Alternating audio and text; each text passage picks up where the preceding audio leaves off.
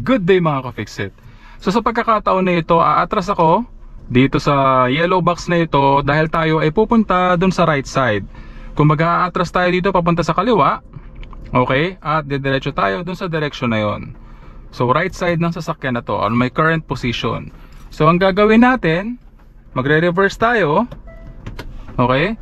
So sa pagkakataon na ito, magre-reverse tayo dahan-dahan while watching our side mirrors, door mirrors, rear view camera, and rear reverse camera mga ka-Fixit. Okay?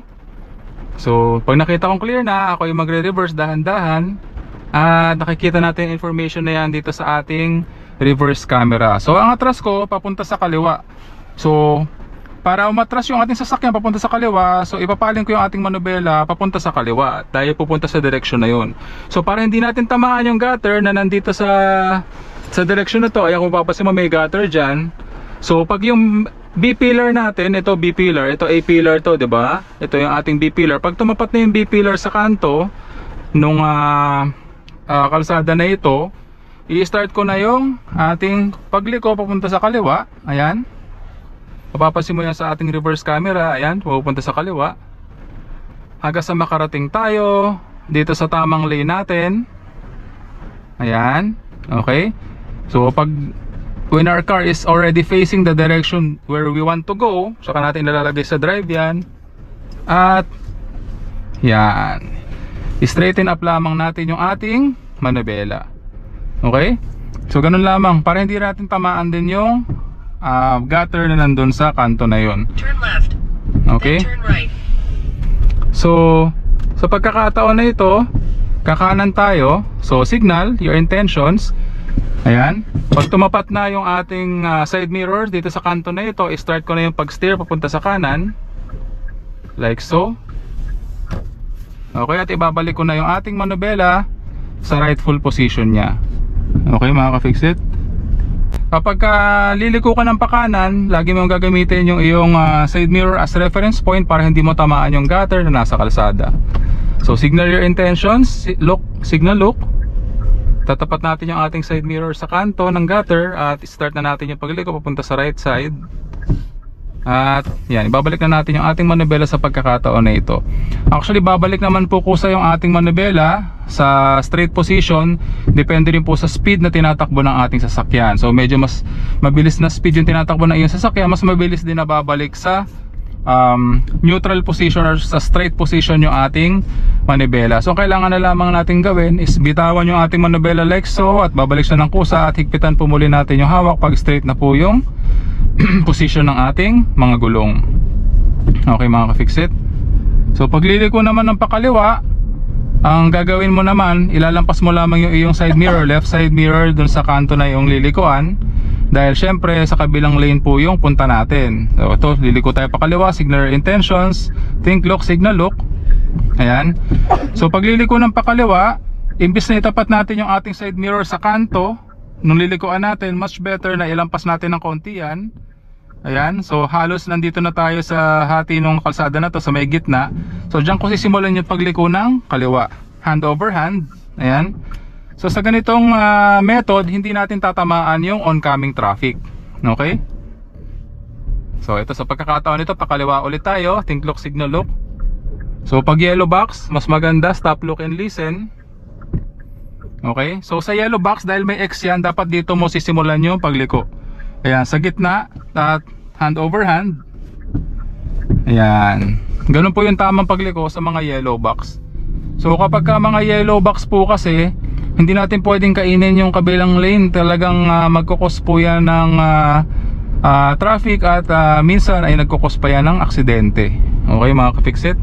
So be careful lamang, lalo na lang na pag may mga yellow box. Minsan nga po kahit wala po tayong kasabay dyan sa yellow box na yan, kailangan po nating huminto for a few seconds on a certain areas like Subic, no? Kahit wala tayong kasabayan doon sa intersection, kailangan po natin gawin yon, no? Para po sa safety ng lahat. Ayan, liliko po muli tayo ng pakaliwa dito sa kalsada na ito. So think look, signal your intentions. Ayan, yellow box po ulit. So pag mga yellow box ito, dito natin sisimulan yung pagliko ng pakaliwa. Paglampas natin dito sa X na ito, ayan. O, diba, eksakto, papunta rito sa lane na ito. mali po yung ginawa nung nakamotor kanina, na dito po siya dumaan, kinain po niya yung kabilang lane. So maaari po yung mag-cause ng aksidente. So be careful lamang pag mga yellow box, no? Dahil mga intersection yan, may mga kanto. So marami kang makakasalubong galing sa iba't ibang direction na iba't ibang sasakyan.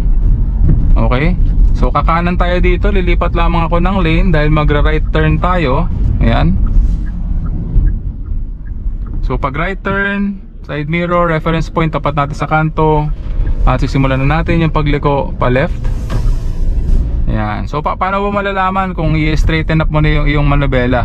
Madali lang, kapag ka yung A-pillar mo tumapat na dun sa kanto nung nilikuan mong kalsada, or medyo straighten up na yung uso ng iyong sasakyan sa kalsada na tinutumbok mo, ayan, pwede mo nang i-let go yung manubela para bumalik siya sa neutral position, which is straight position, no?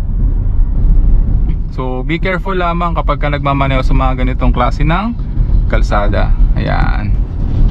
So 3 lane po ito mga ka-fixed, kung mapapansin mo. Ayan, dito lamang tayo sa gitna para mas safe.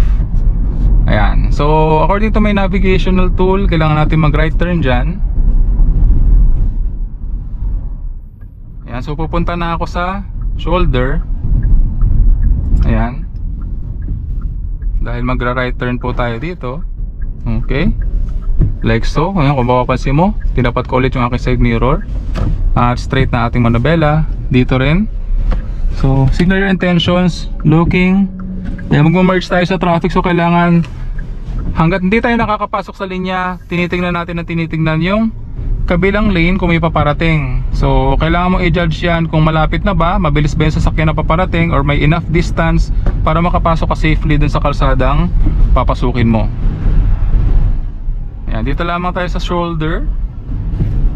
Ayan mga ka-fixit, that is some responsible and defensive driving techniques, paano lumiko ng tama at paano mag-merge sa traffic. Ganun din yung paano po tayo nagna-navigate or paano tayo pumapasok sa mga yellow box. So part po yan ng responsible and defensive driving.